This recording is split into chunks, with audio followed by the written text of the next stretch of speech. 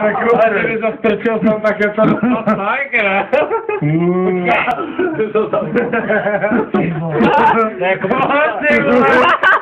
Já myslím, že už bude. Ale běžte všichni domů, vole.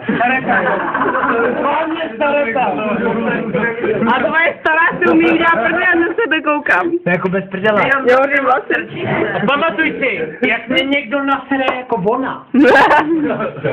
Čuma, on se tak směje.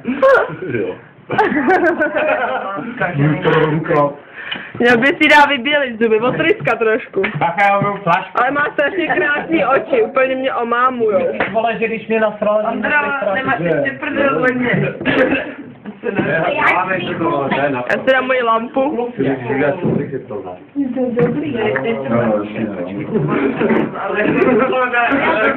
dala těmíko kníra, ale má hezkou osinu, tak to se chtěl dát. Tak já si myslel, že ten zub prohradím, ale to nevyšlo.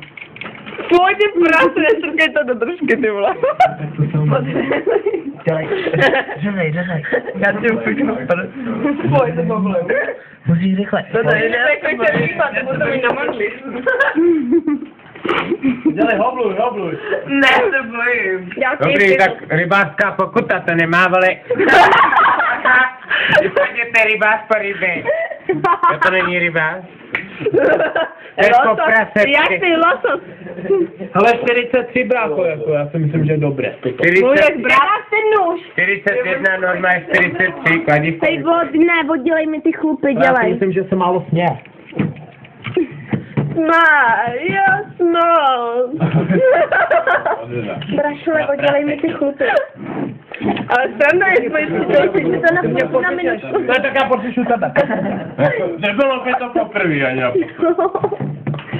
Co to je toto za úsměv? Satyra, matyr. Úsměv má vypadat takto. Řízni mu ty pěstí a ty si já domů na A kde má klitoris tady? Jo, jak se to dělá. Počkej, to už se žere. Tvoj jednohubky, on je velký gurman. Tak ji ukryjme. Tož neboj se. Na. Je to dobrý. Ale to